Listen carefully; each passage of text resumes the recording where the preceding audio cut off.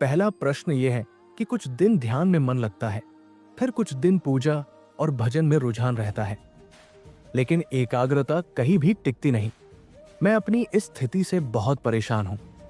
कृपा करके मेरा मार्गदर्शन कीजिए। ये प्रश्न पूछने पर भगवान ओशो ने बताया कि मन का स्वभाव ही ऐसा है। न तो वो यहां लगता है, न वहां लगता है। मन सदा द्वंद्व में जीता है। तुम जो भी करने लगोगे वही बोझिल लगने लगेगा। जहां हो वहां से भागने का मन करेगा, और जहां नहीं हो वही मन को आकर्षित करेगा। जो चीज मिल जाती है वो व्यर्थ लगने लगती है, और जो नहीं मिली है वही मूल्यवान प्रतीत होती है। मन के इस स्वभाव को समझो। ध्यान काम नहीं आता, भजन काम नहीं आता। जो काम आता है वो है मन को समझना। मन की ये बुनियादी प्रक्रिया है। कोई पद मिल जाए तो भी असंतोष, न मिले तो भी पीड़ा। मिल जाए तो व्यर्थता का बोध, न मिले तो अभाव की पीड़ा। गरीब रोता है क्योंकि उसके पास कुछ नहीं है। अमीर रोता है क्योंकि उसके पास सब कुछ होकर भी शांति नहीं है। जो कुछ तुम्हारे पास है वो इसलिए मूल्यहीन लगता है क्योंकि वो पास है, और जो दूर है वो इसलिए आकर्षक है क्योंकि वह तुम्हारे अनुभव से बाहर है। ये जो मन का जाल है, इसे समझो, इससे परिचित हो जाओ। यही तुम्हारे ध्यान और भजन के मार्ग की सबसे बड़ी रुकावट है। यदि भोजन कर लो तो उपवास का रस उमड़ता है, और उपवास कर लो तो भोजन की याद सताती है। ये मन बड़ा विचित्र है। पता नहीं उपवास करने वाले किस शांति और आनंद को पा रहे हैं, लेकिन मन को तो बस उस पल की विपरीत अवस्था ही याद आती है। जीवन के हर पल में तुम यही पाओगे। बाग में बैठो तो मन नहीं लगता, रेगिस्तान में जाओ तो घबराता है। अब बताओ ऐसे दीवाने को कहाँ बिठाया जाए? बाग में चैन नहीं, रेगिस्तान में डर। यही मन एक तरह का पागलपन है, एक तरह का विकसित पागलपन। मन से मुक्त होना ही मुक्ति है, मन से पार होना ही स्वास्थ्य है। इसीलिए पहली बात, मन के स्वभाव को गहराई से समझने की कोशिश करो। अक्सर लोग समझने की नहीं, बस छुटकारा पाने की कोशिश करते हैं, लेकिन बिना समझे कभी छुटकारा नहीं मिलता। तुम्हारी आकांक्षा रहती है कि मन की उलझनों से कैसे निकला जाए, लेकिन बिना उसे समझे इन उलझनों से निकला नहीं जा सकता। मन से छुटकारा चाहते हो तो पहले उससे मित्रता करो, उससे परिचय बनाओ, उसके हर कोनेक्टरों को समझो। जैसे कोई दीप जलाता है और प्रकाश में वस्तुओं का स्वभाव साफ दिखाई देने लगता है, वैसे ही जब तुम मन के स्वभाव को ठीक से देखोगे तभी तुम साक्षी बन पाओगे। जब दर्शन घटित होगा, जब साक्षी भाव प्रकट होगा, तभी विजय की यात्रा प्रारंभ होगी। जिस दिन कोई व्यक्ति मन को पूरी तरह समझ लेता है, उसी दिन मन का विसर्जन होने लगता है। उस दिन वो मिटने लगता है। ये बात जान लो, मन को कभी भी लड़कर नहीं जीता जा सकता। मन से लड़ने का अर्थ ही है हारना। तुमने सुना होगा कि जो लड़े वो जीते, लेकिन मैं कहता हूं जो लड़े वो थके और हार ही गए। मन से लड़ने की बजाय उसे समझो। जैसे कोई अपनी ही परछाई से लड़ने लगे, तलवार उठाएं और छाया पर हमला करे, नतीजा क्या होगा? छाया तो नहीं कटेगी, लेकिन खुद जरूर थक जाएगा, घायल हो जाएगा। मन भी तुम्हारी ही छाया जैसा है, इसे काटा नहीं जा सकता। इसे बस प्रकाश से, जागरूकता से समझा जा सकता है।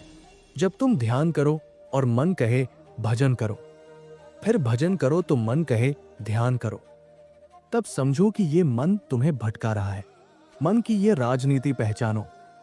ये तुम्हें हर समय इधर से उधर दौड़ाता है। ध्यान में भी नहीं लगता, भजन में भी नहीं। फिर कहता है ध्यान करो।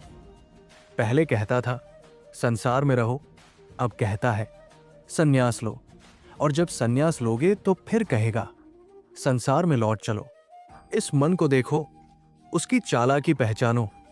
जैसे ही तुम देखने लगते हो, साक्षी भाव में आते हो, मन गिरने लगता है, उसकी पकड़ ढीली पड़ने लगती है।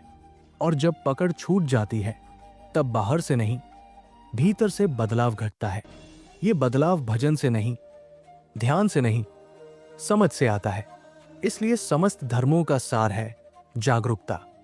प्रश्नकर्ता पूछता है, एकाग्रता नहीं बनती। मैं कहता हूं, एकाग्रता की खोज ही मूलतः गलत है।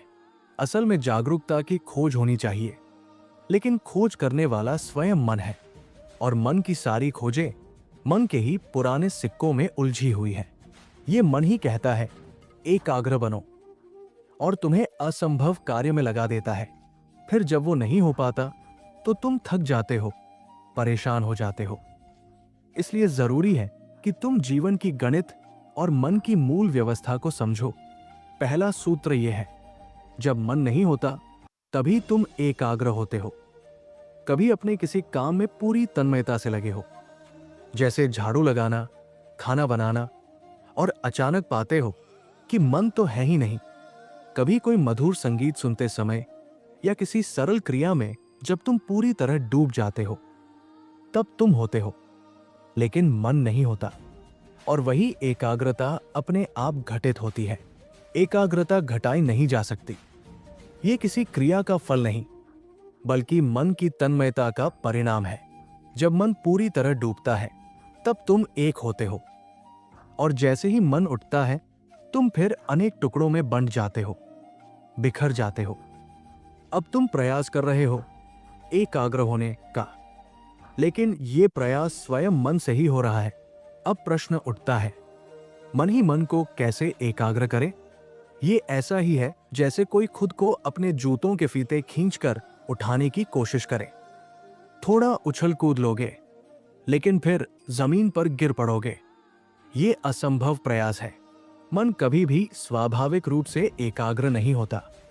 जब एकाग्रता घटती है, तब मन होता ही नहीं। इसलिए मन के द्वारा एकाग्र होने की चेष्टा छोड़ दो। उसके बजाय जो भी काम कर रहे हो, उसमें रस लो। रस का स्वाभाविक परिणाम है एकाग्रता। झाड़ू लगाओ तो ऐसे लगाओ जैसे भगवान के मंदिर में लगा रहे हो। घर तुम्हारा है, लेकिन हर घर भगवान का ही मंदिर है। भोजन करो तो ऐसे जैसे भगवान को भोग लगा रहे हो।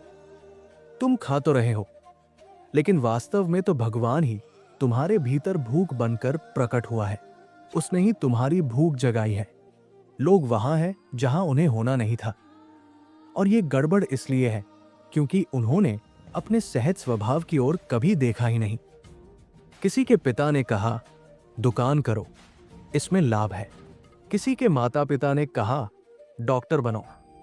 किसी की मम्मी का सपना था, बेटा इंजीनियर बने। किसी के परिवार ने चाहा, बेटा नेता बने। हर कोई एक दूसरे को धक्का दे रहा है, ये बन जाओ, वो बन जाओ। लेकिन कोई ये नहीं पूछता, इस बच्चे को आखिर क्या बनने के लिए जन्म मिला है? थोड़ा इसकी आत्मा से, इसके हृदय से भी तो पूछो। ऐसी ही एक सच्ची कहानी है। एक विश्वविख्यात सर्जन जिसकी ख्याति चारों ओर थी, जब वो 60 वर्ष का हुआ तो उसके सम्मान में एक भव्य कार्यक्रम आयोजित किया गया। दुनिया भर से उसके मित्र और मरीज आए। नृत्य और उत्सव का आयोजन हुआ, लेकिन वो सर्जन चुपचाप बैठा था, उदास। जब नृत्य शुरू हुआ और वो देखने लगा, तो उसकी आंखों से आंसू बहने लगे। उसके पास बैठे मित्र ने पूछा, क्या हुआ? हम सब तुम्हारे सम्मान में आए हैं। ये नृत्य तुम्हारे स्वागत में हो रहा है, और तुम रो रहे हो। तुम्हारी आंखें आंसू से क्यों भीग गई हैं? कोई बात नहीं। परंतु मित्र ने सिद्ध से पूछा, क्या तुम्हें कभी जीवन में विफलता मिली है? तुम जैसे सफल व्यक्ति को तो देखकर यही लगता है कि तुमने जीवन में सब कुछ पाया है। तुमने जो भी ऑपरेशन किए, वे सभी सफल हुए। तुम जैसा कुशल और दक्ष सर्जन तो पूरी दुनिया में मुश्किल से मिलेगा। फिर भी तुम्हारी आंखों में ये उदासी क्यों? सिद्ध ने उत्तर दिया, मैं कभी सर्जन बनना ही नहीं चाहता था। मेरा मन तो एक नर्तक बनने में था। आज इस नृत्य को देखकर मेरी आत्मा कांप उठी है।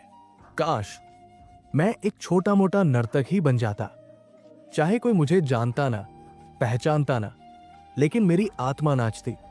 आज मैं दुनिया का सबसे बड़ा सर्जन हूं, परंतु मेरे भीतर कोई तृप्ति नहीं है, क्योंकि जो मेरा स्वाभाविक धर्म था, जो मेरी नियति थी, वो मुझे नहीं मिली। आज भी जब मैं किसी को नाचते हुए देखता हूं तो मेरे भीतर कुछ टूटने लगता है। मुझे वे अधूरे स्वप्न याद आने लगते हैं। अब तुम भी अपनी जिंदगी को गौर से देखो। सबसे पहले तो ये देखो कि जो काम तुम कर रहे हो, क्या तुम उसमें रस ले पा रहे हो? ये हो सकता है कि तुम्हें कभी रस लेना सिखाया ही न गया हो। किसी ने तुम्हें रस का अभ्यास करना नहीं सिखाया।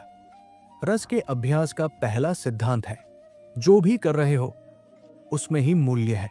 तुम्हें सिखाया गया है कि परिणाम मूल्यवान है, कि जो तुम कर रहे हो वो इसीलिए कर रहे हो कि इससे 10 रुपए मिलेंगे या 1000 या लाख।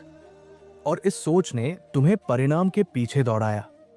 लेकिन रस का सिद्धांत ये कहता है, काम अपने आप में ही मूल्यवान है। जो डुबकी तुम्हें काम में लगती है वही तुम्हारी आत्मा का पोषण करती है। अगर तुम डूब गए तो मिल गए, अगर नहीं डूबे तो करोड़ों भी मिल जाए। कुछ नहीं पाया। जो समय डूबे बिना बीत गया वो समय व्यर्थ गया। जो दिन रस से रिक्त था वो दिन जिया ही नहीं गया। जो बिना डूबे बीत गया वो दिन नहीं, बस एक बोझ था। बाहर एक चिड़िया गुनगुना रही है। एक बच्चा एकटक होकर उसे सुन रहा है, लेकिन शिक्षक डांटकर टेबल पर थप्पी मारता है। यहां ध्यान दो, एकाग्रता करो। वो ये नहीं देखता कि बच्चा पहले से ही एकाग्र है। एकाग्रता हो रही है, परंतु उस दिशा में हो रही है जहां से उसके भीतर रस का प्रवाह जाग रहा है। वो चिड़िया का गीत सुन रहा है और इस गीत में उसकी आत्मा लहरें ले रही है।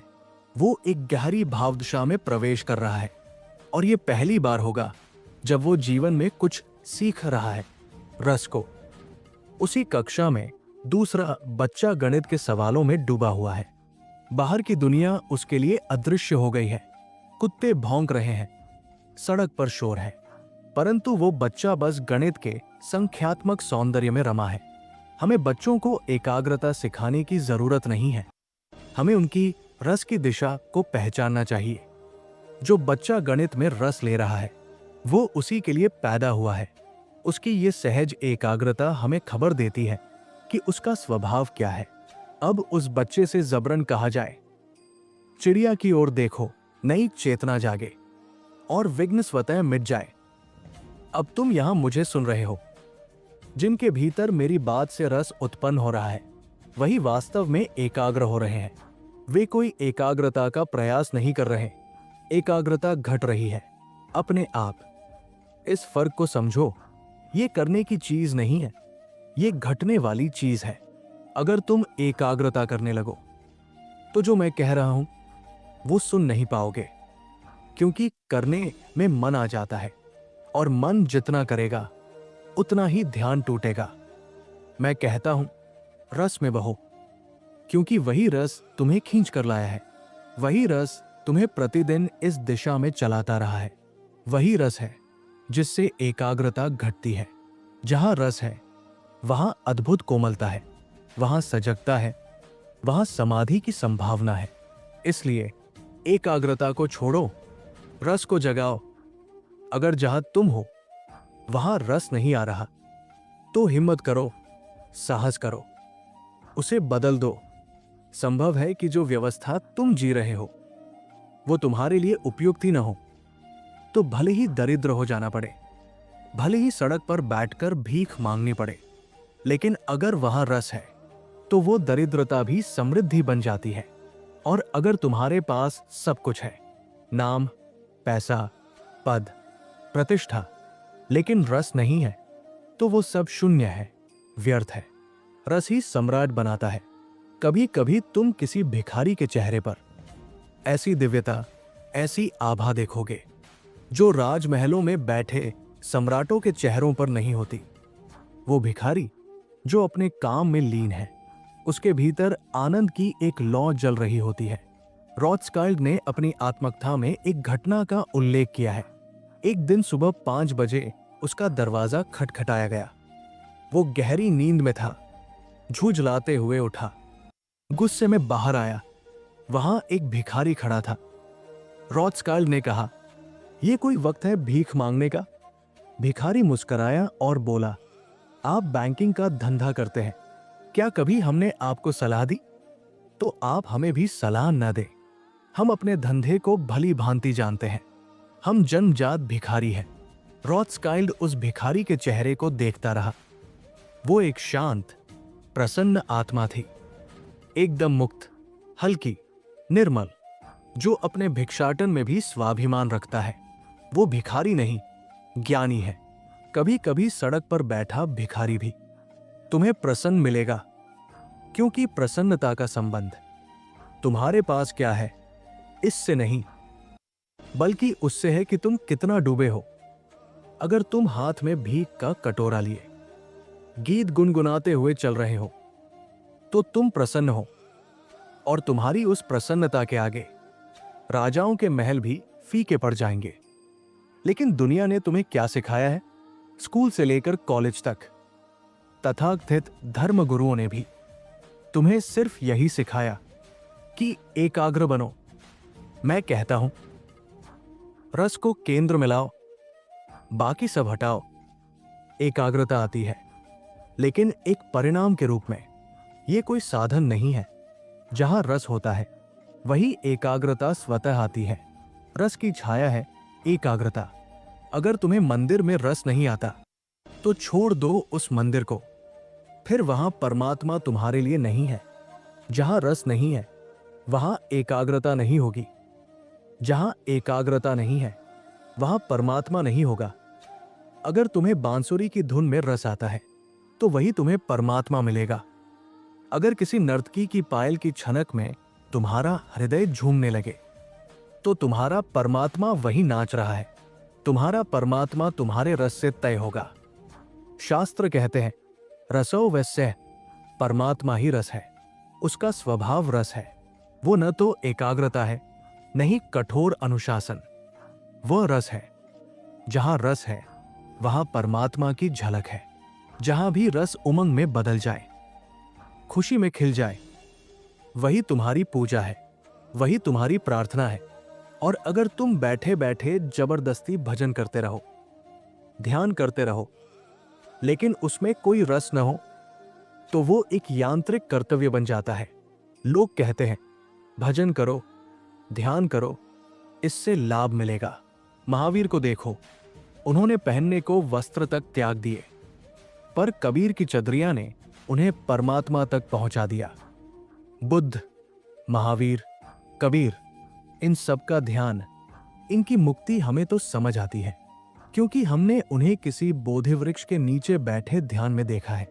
महावीर को पर्वतों और वनों में मौन खड़े हुए जाना है, लेकिन कबीर, वो तो कपड़ा बुनते थे और उस बुनाई में रस से डूबे थे। वे जब कपड़ा बेचने निकलते और कोई पूछ लेता, कहाँ जा रहे हो, तो हंसते हुए कहते, राम आए होंगे, उनके लिए कपड़ा लेकर जा रहा हूं। जब कोई ग्राहक कपड़ा खरीदता तो बड़े स्नेह से कहते, संभल कर रखना, राम के लिए बना है, बड़ी मेहनत से बुना है। अब ऐसे कबीर को किसी बोधि वृक्ष के नीचे बैठने की आवश्यकता नहीं रही। सभी लोग यदि बोधि वृक्ष के नीचे बैठ जाए तो समस्या खड़ी हो जाएगी, कोई चल भी नहीं पाएगा। बुद्ध एकांत में बैठते थे, महावीर मौन में खड़े रहते थे, लेकिन सभी को ऐसा होना संभव नहीं। अधिकतर लोगों को तो कबीर जैसा होना होगा, गोरा जैसा होना होगा, जो घड़े बनाते बनाते खुद को भी गढ़ लेते हैं। रैदास की तरह जूते बनाते बनाते परमात्मा तक पहुंचते हैं। इसलिए जो भी तुम कर रहे हो उसमें रस डालो। रस ही तुम्हारा भजन है, रस ही तुम्हारा ध्यान है। अगर सारी कोशिश करने के बाद भी काम में रस ना आए तो साहस करो। तो मान लो कि तुम उस जगह पर हो जहां नदी बहती ही नहीं, जहां ढाल नहीं है, तो फिर बदल डालो उस जीवन को।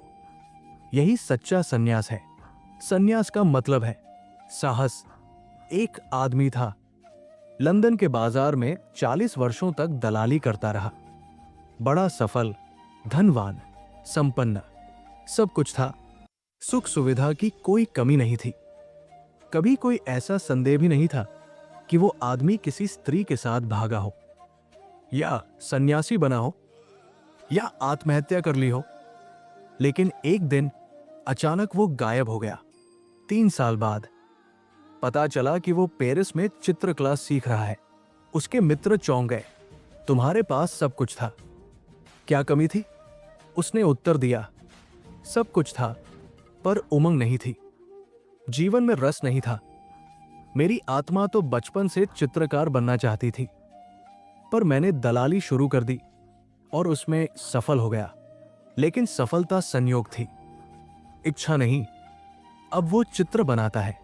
पैसे कम है, 2 वक्त की रोटी और एक कमरा, किसी मित्र का ही सही, लेकिन अब वो प्रसन्न है। उसने कहा, अब मैं किसी से नाराज नहीं हूं। मेरी पत्नी से कहना, मैं उससे भी नाराज नहीं।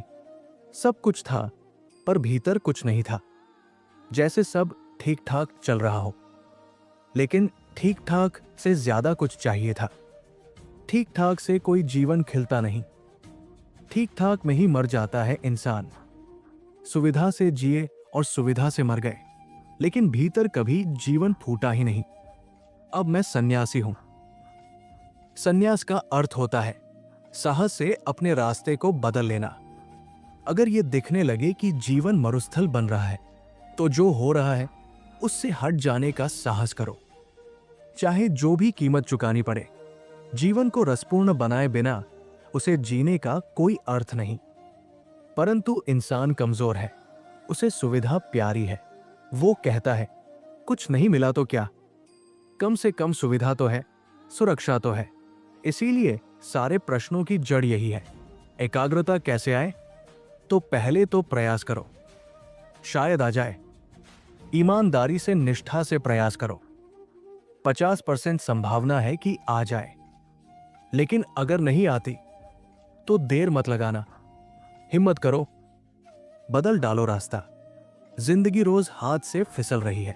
जिंदगी उन्हीं की है जो उसे बदलने का साहस रखते हैं, वरना ये जीवन तो ऐसे ही बह जाता है जैसे चिकने घड़े पर बारिश का पानी।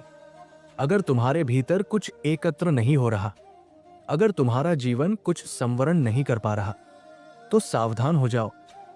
फिर घड़ा उल्टा पड़ा है, वर्षा हो रही है, लेकिन भीतर कुछ नहीं भर रहा।